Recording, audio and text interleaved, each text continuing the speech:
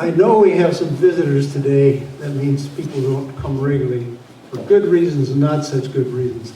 My name is Dale Sorensen. I'm representing the adult ed team. I want to introduce Marianne Loafman in the center of the studio. She has taken over the responsibility, not permanently, but temporarily, to start videotaping our programs. And if you want to find the tapes that have already been done, how's that for old language? Videos. Tapes. We got videos. tapes. Videos still. Videos. If Or you want movies. those, you send me a note or you tell me and I'll write down and send you the directions. But you have to promise you're not going to stay home just because it's going to be on video. This is only for the purpose of studying afterwards when you're preparing for the semester test. Okay. I do owe all of you an apology, and to Phil Bohlman, Dr. Phil Bohlman, who's our speaker today. He should have been here long ago, but he was lost in plain sight in our church. And we're fixing the problem today. So he is the distinguished professor in Jewish history, music, and humanities in the college at the University of Chicago.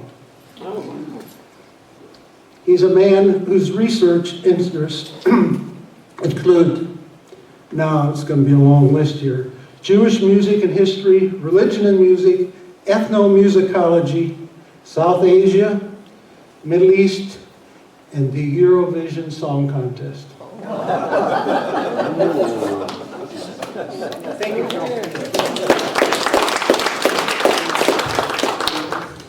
Thank you, Dale. I'm going to adjust this mic, and please tell me if you don't hear me. I'll be very happy to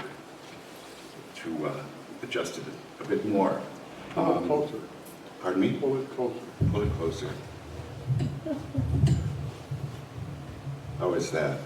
Are you hearing me now? Yeah. Good, good. It's a real pleasure for me to be here. I've actually been out there a number of times, and I've lived in my wife Christine, I have lived in Oak Park since 1986, and we've been members of this church since that time. We also live in Berlin, Germany, so we spend part of every year living in Berlin. I begin this morning with what is, for me, an uncustomary rhetorical voice. I prefer not to speak much about myself, to engage in memoir or autobiography. Instead, I much prefer listening so that I might tell the stories of others. I promise there will be some stories about others in a moment, but let me start with a bit of personal background that may help clarify a bit what an ethnomusicologist does. It may well be that some here are encountering ethnomusicology for the first time. You don't have to volunteer. I found my way to ethnomusicology as a church musician in the rural farming communities of southwestern Wisconsin, where I grew up. It was my good fortune to take part in many musical activities in the small town of Boscobel, where I was more or less the town musician. I did self-educate myself to become a geneticist, but that's a chapter to which I'll not turn today. The path to ethnomusicology really passed through two churches at which I played the organ each Sunday. The 7 a.m. service at the E&R Church in the tiny town of Steuben, and the 11 o'clock a.m. service at the Congregational Church in Boscobel. As I prepared these two services, I felt I was traveling through two entirely different worlds. Everyone here this morning knows, of course, that the two churches were in the same denomination, the United Church of Christ. They were, in fact, sister churches. They shared me, for one thing, they shared the pastor, for another. One, however, was proud of its German heritage, the other of its colonial American heritage, the Pilgrims. The two congregations did not even sing from the same hymnal. I became endlessly fascinated by the contradictions of sameness and difference, cohabiting sacred music. Eventually, the musical worlds of those two world churches opened to the vast world of sacred music throughout the world. It is a basic premise of my thinking at the confluence of ethnomusicology and moral philosophy. This is more or less my focus today, to bring thinking about music and thinking and working with moral philosophy together. It's a basic premise that music does something. That premise becomes both conviction and a commitment when put into practice, namely turning to music so that it does, that something it does is goodness. My reflections today come from two different contexts in which I am working as a teacher, a musician, a scholar, and a social and political activist. First of all, I search for goodness, and not in the center of musical cultures or repertories or political entities, but rather along the borders and across the borderlands.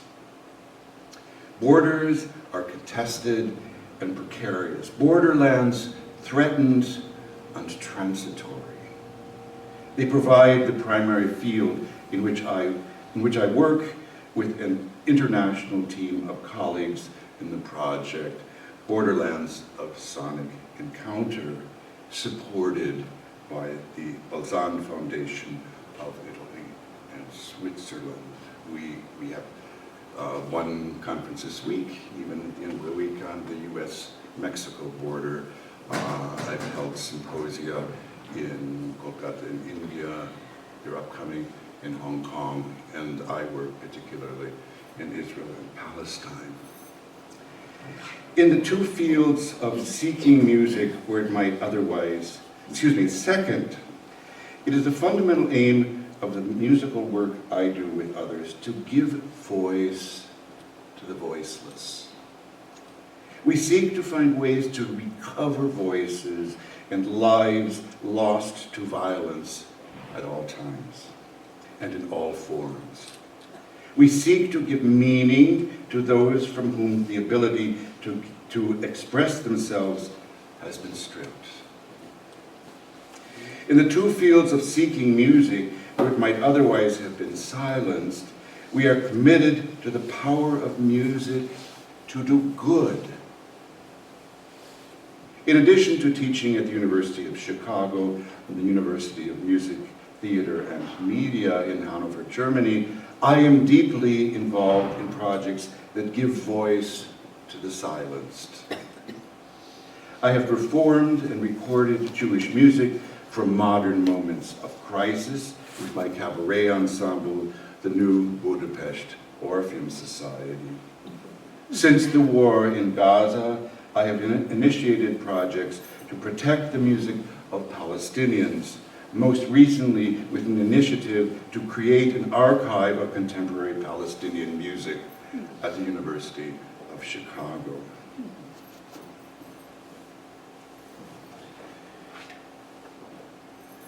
Part 2, From the Ashes of Trauma Arises Goodness. I now turn to my second case of autobiography. The moment of trauma arrives unannounced, forcing its way into an everyday unprepared to reckon with it. So it was on June 16, 2016, when the United Kingdom Member of Parliament, Jo Cox, was assassinated upon leaving a public library in Leeds, England, where she had been speaking against the Brexit vote with her Leeds constituency. The murder of a beloved MP, she was shot and then stabbed multiple times by 53-year-old Thomas Meyer, who claimed allegiance to far-right politics, and it traumatized the people of Leeds. On the following day, June 17th, city officials responded to the public trauma by declaring a period of public mourning in Leeds, beginning at 6 p.m., with a moment of citywide silence. Among the most public responses to the city's communal trauma would be a performance by two American musicians, two Oak Park musicians, Christine and myself, who would perform a musical work created at another time of trauma, the Holocaust, Victor Ullmann's chronicle of life and death of the flag bearer, Christoph Ringke. This is why we were in Leeds on that day. The Leeds Memorial for Jo Cox took place in one of the city's most public spaces, the Holy Trinity Church in the center of the city, and as a response to trauma, an immediate response to widespread yet local trauma. Victor Ullmann's melodrama fulfilled the need, the shared need, for mourning and commemoration.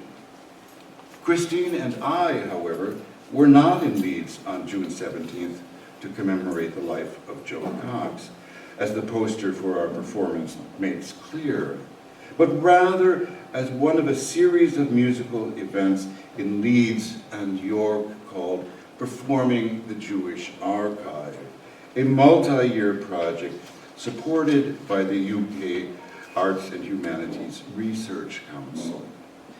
The concerts, the festival, my cabaret ensemble, the New Budapest Orpheum Society, performed the day before and the day afterward, were intensive acts of performing Jewish music by those who had been silenced by racism and genocide. Here's the poster for our work. Some of you may recognize others in the photo of this ensemble. Stuart Figa, the baritone, is the cantor at Temple Har Zion in River Forest, and Julia Bentley, who now teaches at Indiana University, was for many years living in River Forest. And of course, I live in Oak Park. Why, you might ask today, do we use cabaret to listen to the voices silenced by trauma? Cabaret performance, we believe, opens paths of remembering as historical narrative that follows from the acts that respond to trauma and silencing that accompanied much of Jewish history in the 20th century. We turn the capacity of the cabaret to invert subject and object, performing and commemorating as a means of sounding silence, thus transforming it to goodness for understanding Jewish history, past and present. Accordingly, our agency on the stage lies both within and beyond the cabaret stage that Christine and I realized at a moment of silence on June 17, 2016 in Leeds, England. I'd like to play a bit of that piece so that you can hear it. And it's time to hear some music. I've talked a long time. I would say a little bit about this work. You're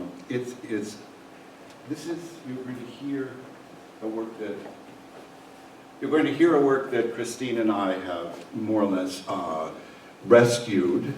It's the last work composed for the dramatic stage, the musical stage in the Holocaust, in a concentration camp.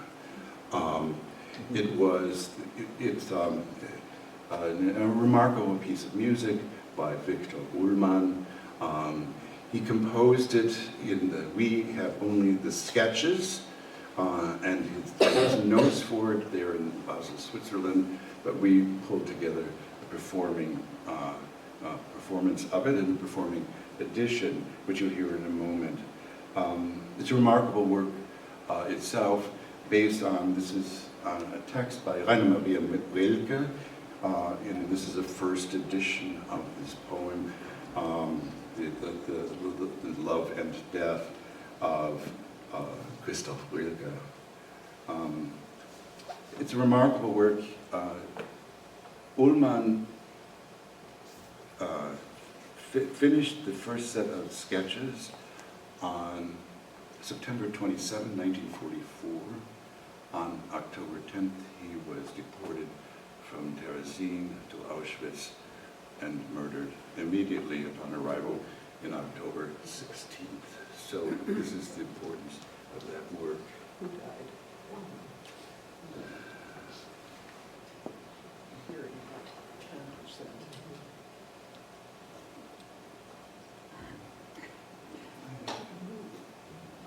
Try to find it. Oh, it is here. I'm sorry.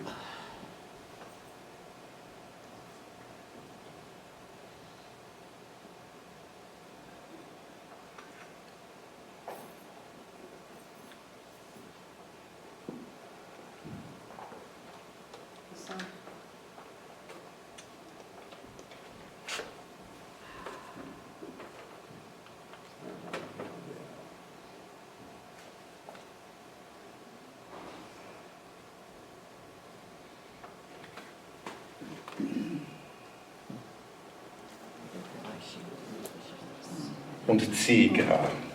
Zu Linde mit seines in Ungarn gefallenen Bruders Christoph hin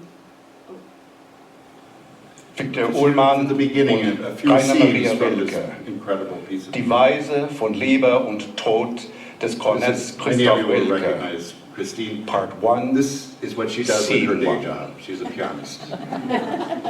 Den 24. November 1663 wurde Otto von Rilke auf Langenau, Grenitz und Zigra zu Linde mit seines in Ungarn gefallenen Bruders Christoph hinterlassenen Anteile am Gute Linde beliehen.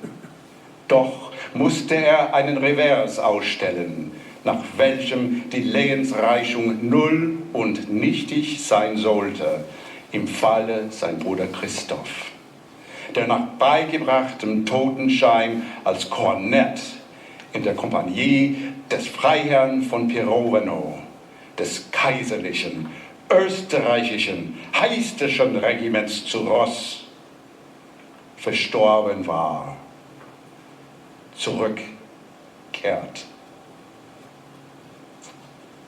Part 1, Scene 2.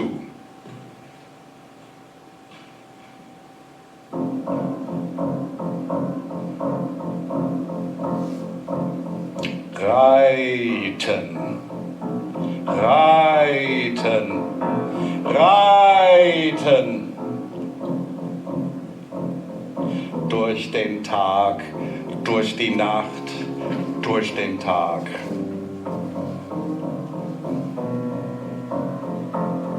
Reiten, reiten, reiten. Und der Mut ist so müde geworden und die Sehnsucht ist so groß.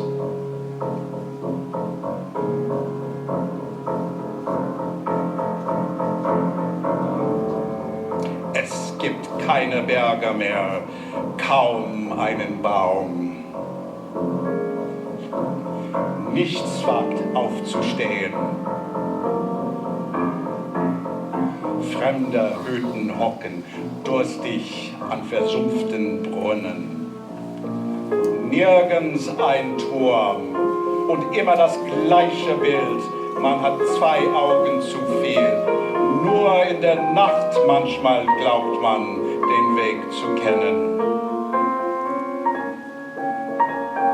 Vielleicht kehren wir nächtens immer wieder das Stück zurück, das wir in den fremden Sonne mühsam gewonnen haben.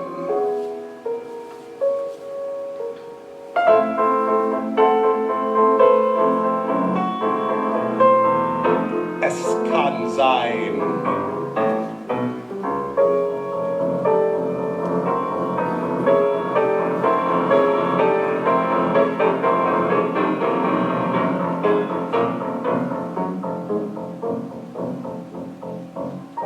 Die Sonne ist schwer, wie bei uns tief im Sommer.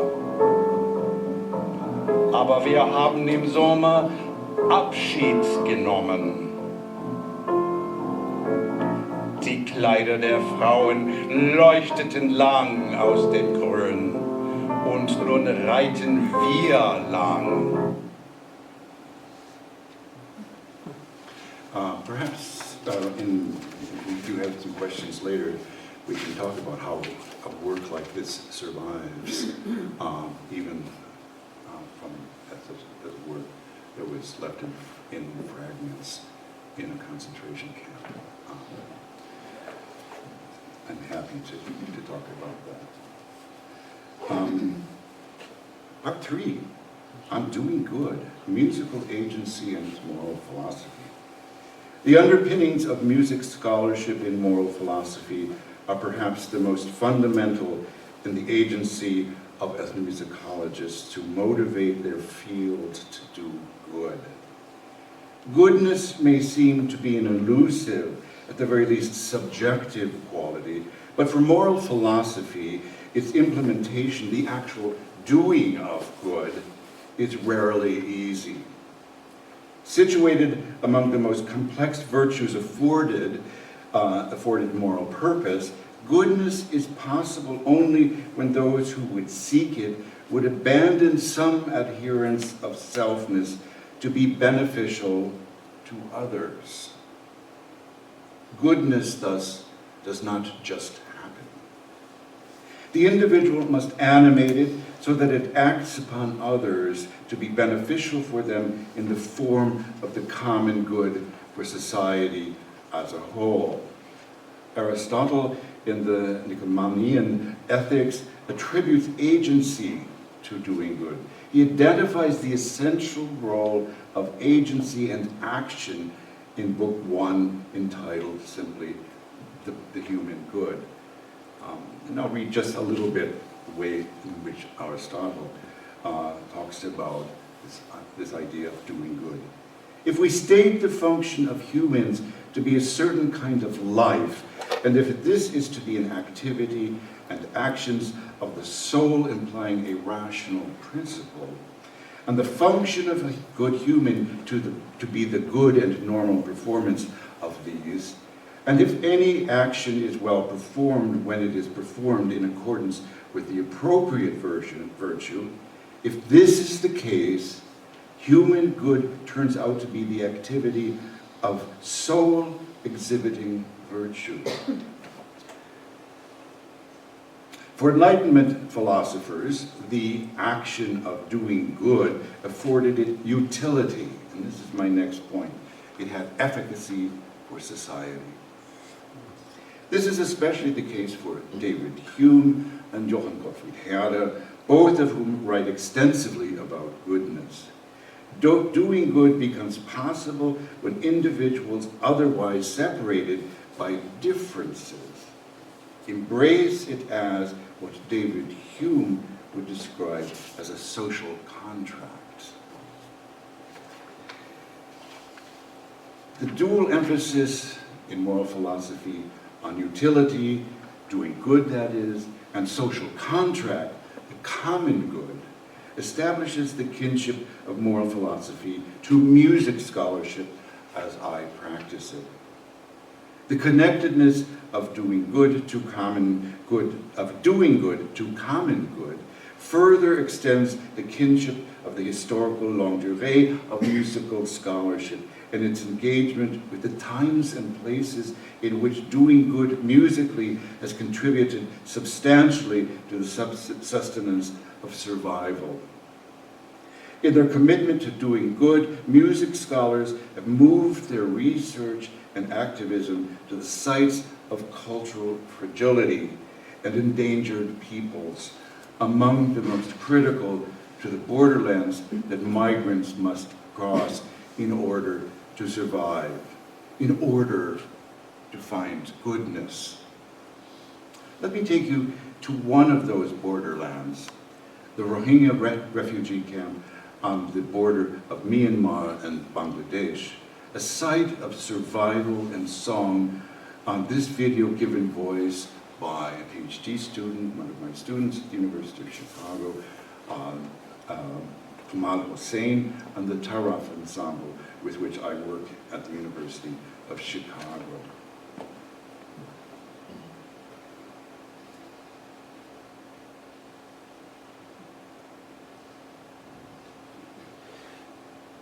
So the Rohingya, just so you know, are a Muslim people, Islamic people, whose homeland is actually in Myanmar and Burma, and they've been forced through genocide and other to be refugees on the border into Bangladesh. And Cox's Bazar, where this song comes from, is the largest refugee camp in the world.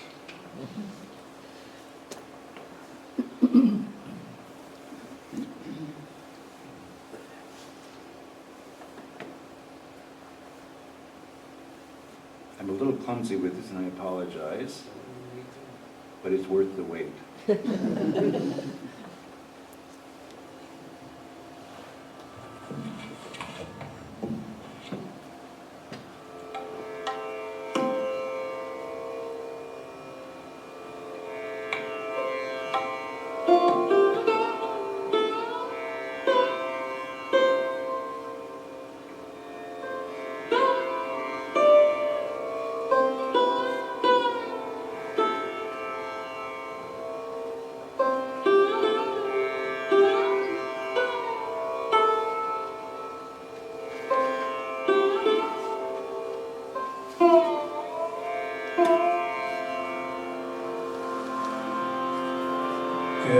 Fili ayla markanore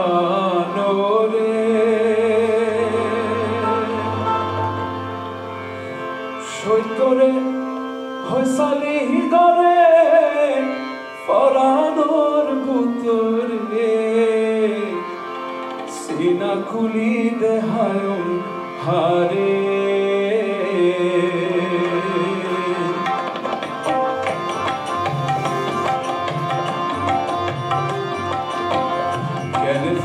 Ayla markanore Shoitore hoysali hidore Faranor butore Sina kuli dehayon hare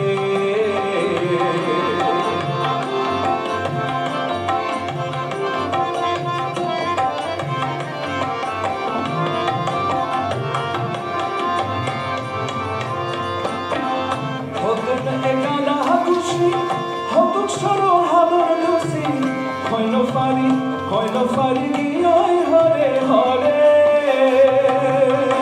Bab mari danse angarat mol kelai danjuna baro Taranai ekka fetu fure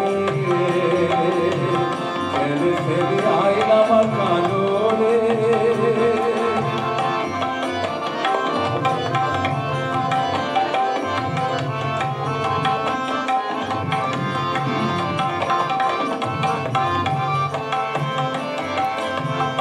Bafotina alor chaga, udino leke dilaga, alo fai mashia kori fare,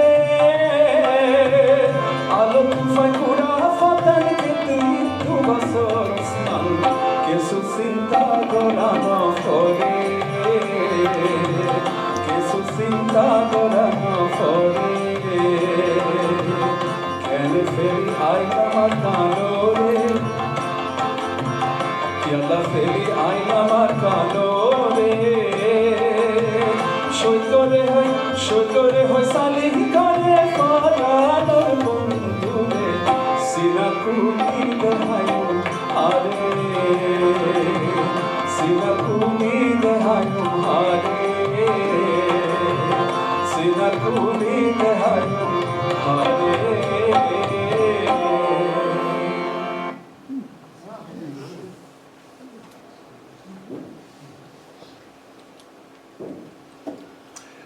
I can say a little bit more about this ensemble later, but for now, these are students at the University of Chicago from very different backgrounds.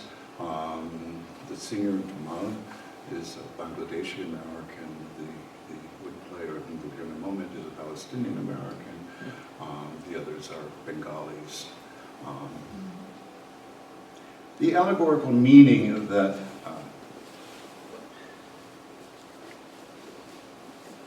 sorry, I have to chase this little arrow around.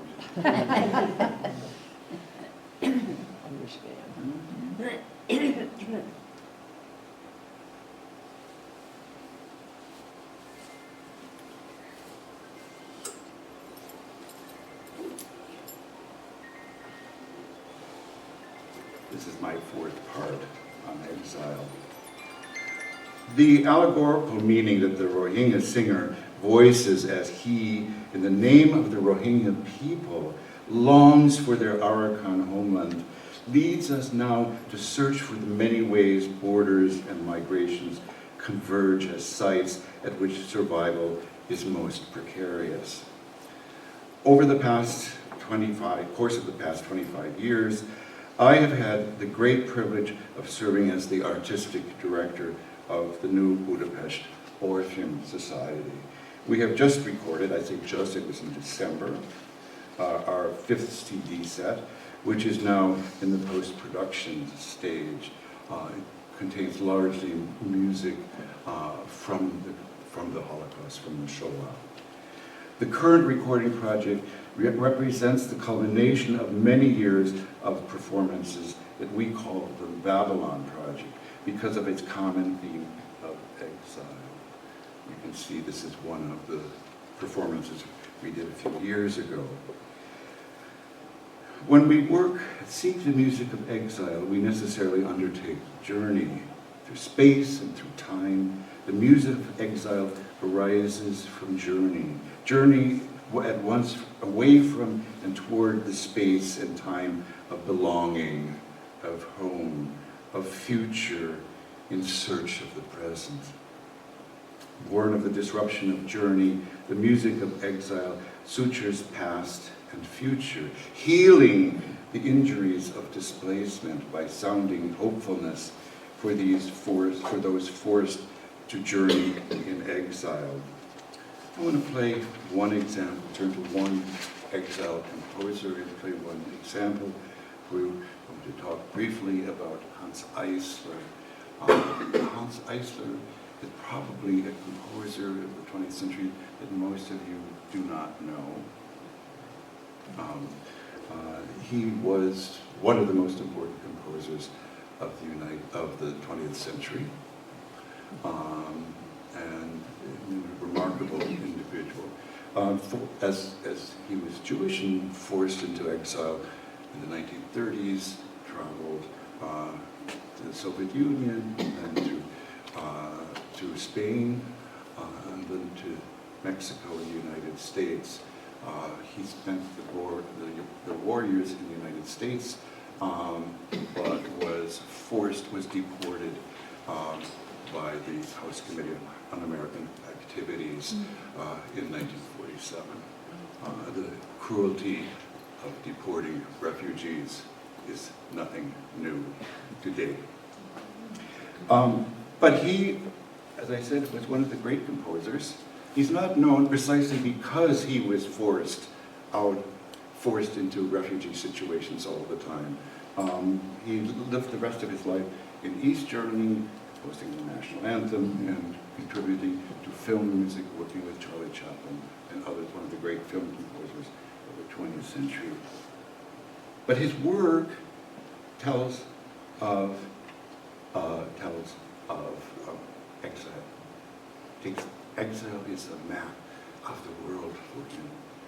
And I put this up because I've done quite a bit of work with Hans Eisler. This is actually a book that my daughter, Andrea, who is a distinguished professor of music at the University of North Carolina, Chapel Hill, we wrote together. We're both German speakers, and We happen to write this in German, as the case may be. But I want now to hear one song, this incredible dedication. Can't hear you. Thank you for saying that. Speaking into my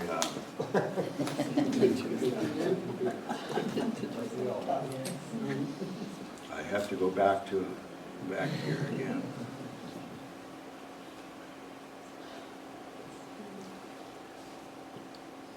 And I need to do.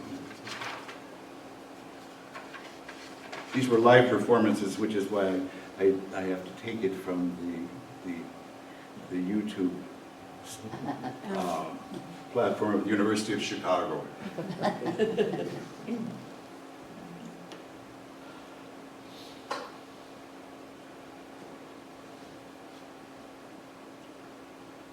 So this is the other side of the. I'm working with my.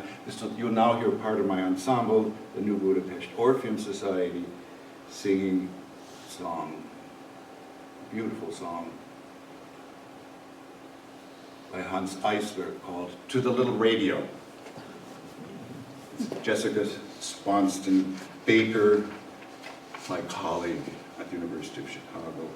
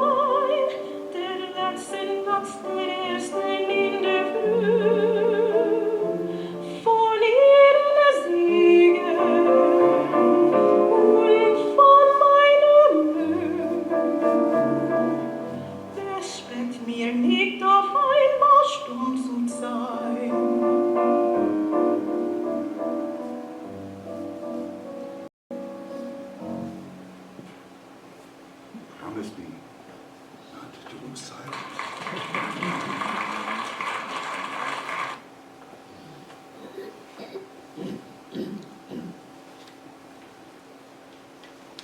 Not much more of this moving around. I apologize for it.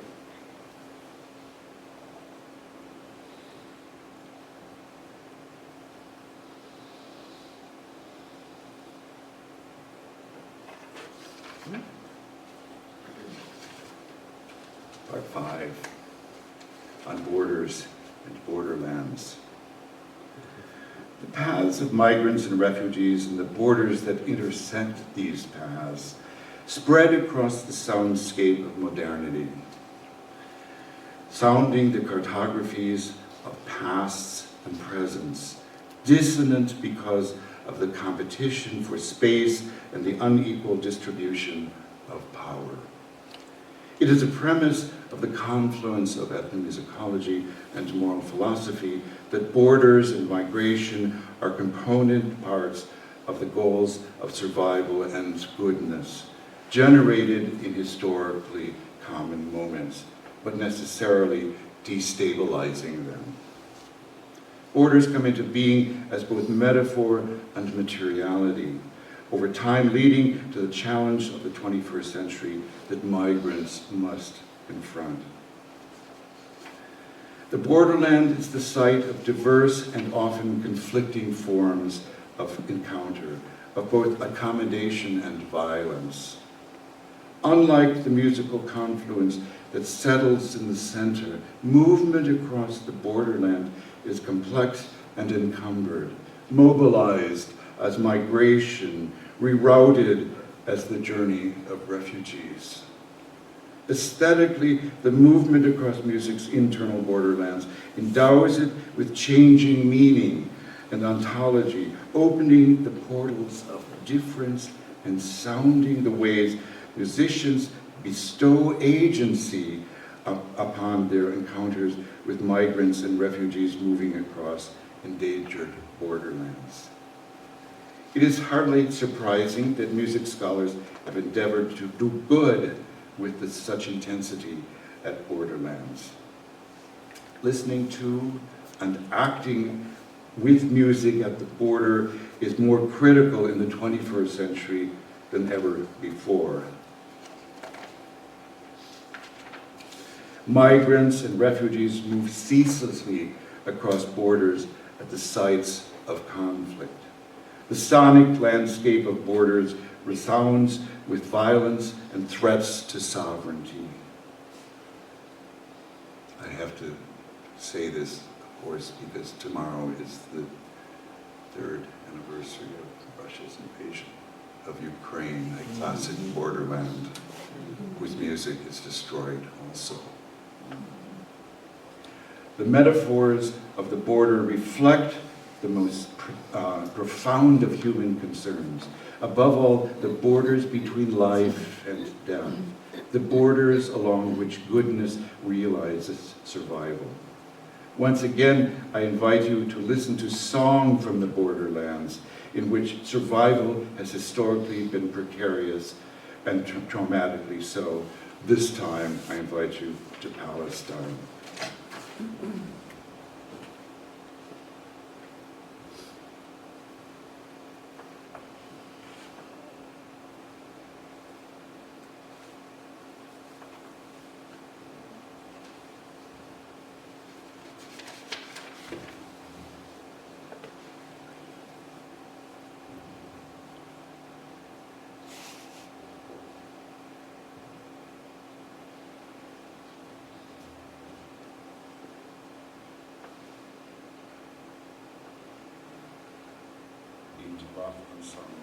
To begin with a song, custom song.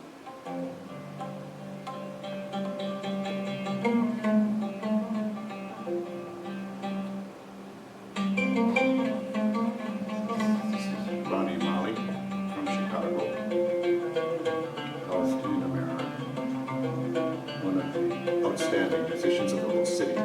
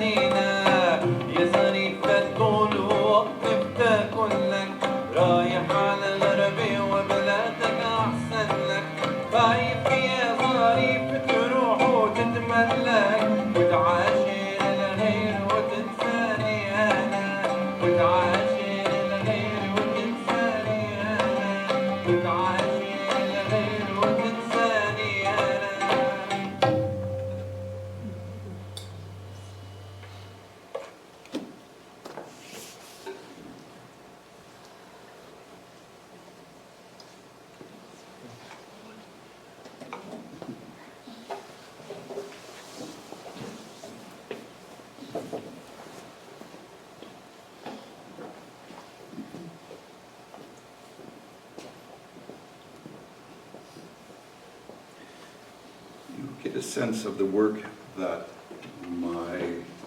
these musicians who work together can do. As I said, a Palestinian American, a Bangladeshi American, Indians from Kolkata, from Bengal, working together, crossing borders musically, and working together. Rani, who sang in Arabic, its mother tongue, is also a lecturer in Hebrew at the University of Chicago. My final section on transcendence. As I draw closer to the end of my reflections today, I again share with you my conviction that music and sound do good. The effective and effective converge in music, and accordingly they imbue music with life, the life of the collective community, the life that returns to realization of goodness. In closing this morning, I too return to this simple premise about goodness. Such return to the lived-in worlds of those who make music so that the collective can find goodness constitutes what, in these closing moments, I understand as the transcendence that accompanies goodness. Throughout my own career as a musician and scholar of sacred music, I have returned repeatedly and fruitfully to Johann Gottfried Herder, a late 18th century. He lived from 1744 to 1803, whose work I know intimately through years of translation. I've been a modern translator of his writings on music and nationalism. I should also mention that one more reason that Herder finds his way into my reflections this morning at First United is because he was, by profession, practice, and persuasion, a theologian, a pastor. We owe much to Herder's writings on music, philosophy, and anthropology. But it was also Herder who established the modern order of the Gospels. And it was Herder who formulated the poetics of the Old Testament, as well as its underlying musicality. It was Herder, too, who called my own field of ethnomusicology into being by giving a name to the diverse musics of the world, Volkslieder, folk songs. My return to Herder this morning allows me also to return to the moment in which song was understood to inhabit lived-in worlds collectively. Song loves the masses, as you see this title, thus ensuring their goodness. Thus formulated Herder such collaboration between song and the collective. Please permit me then to return to the final passage in Herder's last major work, essay on song, the chapter called Von Musik, on music in Caligone of 1800. I do so in search of transcendence. And I'll read my translation. If one gathers without any prejudice the affects that melodies and songs invest in human feeling and afford to all collectivities of human society, from the family to the nation, music would rise as a narrative of miraculous tales from the lowest rung to which it has been assigned to realize its relation to the culture of humanity. As we know so very well, it is music that we experience within ourselves that lifts us up from the earth at the very moment of death. End of the citation. Upon returning to goodness in his final work on music, Herder envisioned a collectivity, of choral singing and communal dance. Musical moral purpose is now inseparable from the study of music. Herder and the moral philosophers he influenced have taught me that the moment of goodness contained all of humanity and the universe, life and death. Song and music live through their return, however transitory it may be. And they are endowed with remarkable force, the very power to realize life itself, and to do so in the moment of goodness in which music is transcendent. Thank you very much.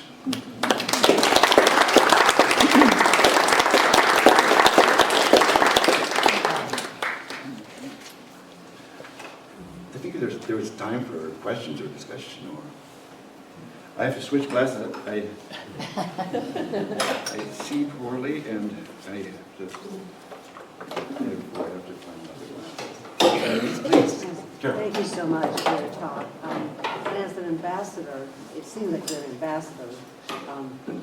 Who is funding your efforts in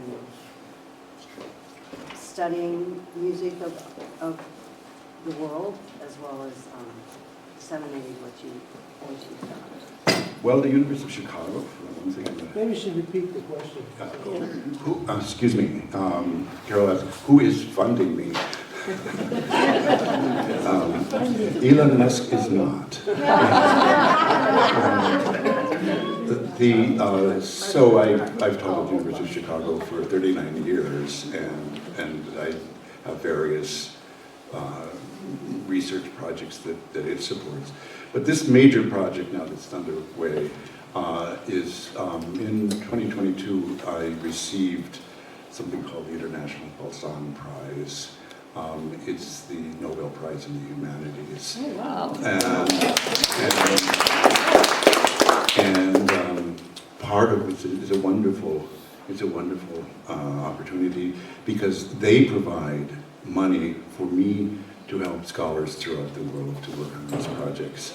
And so I use that money, that's their goal, to do that. And it's my privilege to be able to use it in ways that creates goodness.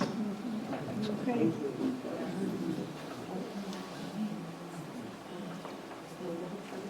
Yes, please. To the degree that you're comfortable, I wonder if you would tell us about how this really rich study of music has impacted your own spiritual life or your own relationship to religious community from a personal perspective. And again, not more than you're willing to share, but just No, I'm curious. very willing to share.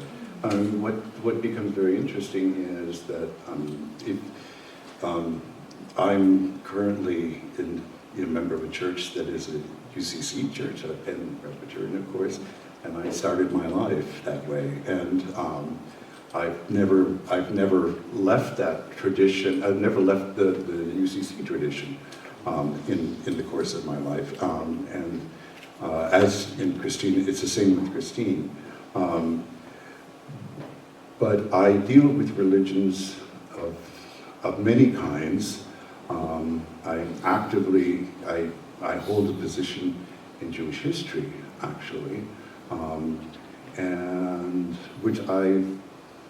in which I study and learn and think about in relation and learn from. I mean, all of these affect my own spiritual life, my own life of faith. Not to divert it, but rather, in a sense, to enrich it, if I can put it that way. And it's wonderful to work with people in much of the work I have to do. I worship in other traditions as well, and to me this is an enrichment. Yeah. Thank you. Any more questions? Did you want to hear? Oh, please. Could you give us just an example of how some of this music has survived? Yeah. Written, I mean, how did it come to be? Because a lot of these communities were severely oppressed. Yeah, I promised to do so actually earlier in the talk. I'll just use the example of that piece that you heard Christine and that we performed together. So there was, of course, at those moments in which the life in concentration camps was not brutal, which was more, there were times when those who were incarcerated gathered to make music, to share other things. So Phillip Bohlman is, this composer, just to take an example, was an active composer during the 3 years he was in the concentration camp. He composed one great opera. Some of you may have heard it called The Emperor of Atlantis, Der Kaiser von Atlantis, which was never performed in the camp, of course. I shouldn't say of course, it was not. So they largely, the synagogue in that particular camp also had a piano that had no legs, simply an old piece. But these were incredibly creative and amazing pieces. They knew when they would leave. First, I should say they had to find places to write, to compose. I mean, and Bohlman had to create his own staff paper. And he did so on the backs of the forms that were used as prisoners, as incarcerated, were brought to the camp, their lives. It was amazing to think of a love, death, Liebestod, written, composed on the back of somebody's life that had been taken. When they were leaving, it was clear that they weren't coming back, and so the scores and fragments and everything they had were hidden under floorboards and hidden in various places. And then when the camps were liberated, people knew they were there, and this is how we reconstruct many things from this time. In the case of this particular piece, we know exactly who returned, somebody who had been incarcerated in the camp. His name was Hans Günther Adler. He returned and took this and brought the scores with him. He eventually settled in London. So, and it's tale after tale. Attics, this is where we find things in basements, people that manage to remember. I do field work. We record people. I've done extensive work with survivors, for example. So there are lots of ways, and it's it's not easy, and we also are painfully aware of how much was lost. Mm-hmm. Thank you.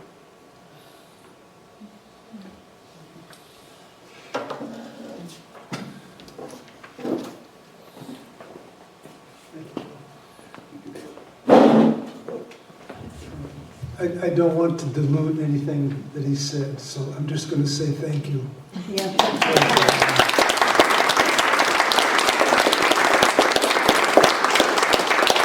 And you can swarm him as we leave. Next week, our adult ed program will continue here.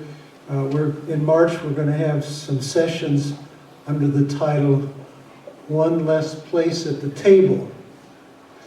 And next week, our presenter will be Reverend Allie Vertigan. Her major credential is she's a member of our church. First thing on my resume. First thing on her resume. She is a chaplain at the Rush Cancer Center, and she will be talking on managing grief. That's it. Thank you all for coming. Thank you.